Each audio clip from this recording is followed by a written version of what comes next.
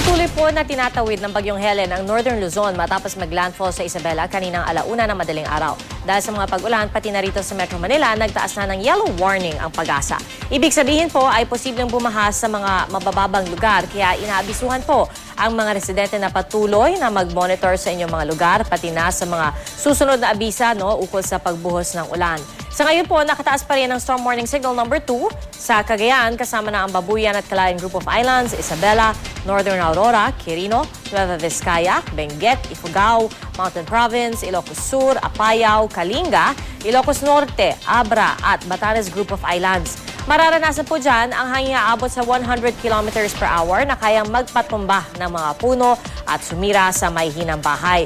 Wala pong pasok sa mga lugar na yan ngayong araw ang mapaaralan mula preschool hanggang high school at signal number 1 pa rin naman ang nakataas sa Nueva Ecija, Pangasinan, Tarlac, La Union at natitirang bahagi ng Aurora.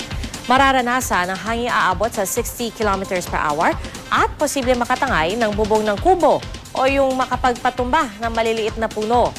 Yung po mga nasa preschool level, ang automatic na walang pasok dyan ngayon. At ayon po sa Pag-asa, huling namataan ang sentro ng Tropical Storm Helen, 40 kilometers south-southeast ng Apari, Cagayan.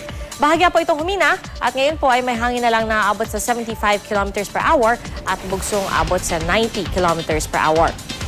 Tinatahak pa rin ito ang west-northwest na direksyon at muling bumagal sa 13 kilometers per hour. Sa storm track ng Weather Central, bandang mamayang hating gabi ay inaasahang nakatawid na ito ng Luzon at umaga ng Huwebes ay inaasahang lalabas ng Philippine Area of Responsibility. Pero posible pa ito maging typhoon oras na muling dumaan sa karagatan. Sa ating pong rainfall forecast, matinding pag-ulan pa rin mararanasan sa Kalakhang, Luzon, lalo na po sa norte.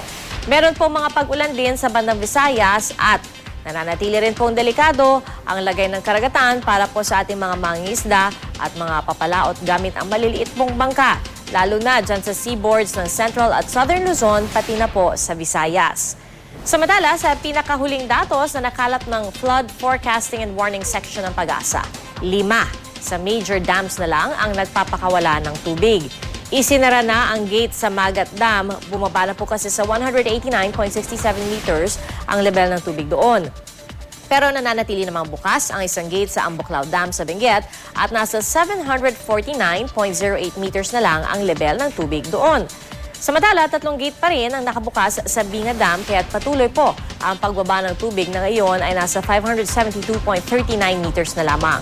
Bukas pa rin ang 2 gate sa San Roque Dam sa Pangasinan pero mataas pa rin sa normal high water level ng dam na 280 meters ang level ng tubig doon na ngayon po ay nasa 280.47 meters pa.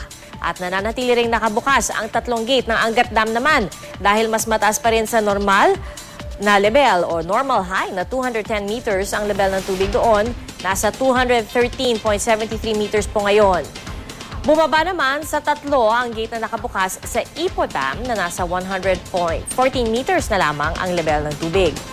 Kaya mga kapuso, para sa iba pang update sa taya ng panahon, pumunta lang sa GMA News weather page. Ito po ay ang www.gmanetwork.com/news/weather. At tandaan, anuman ang panahon, magplano, magsiguro, makibalita sa GMA Weather.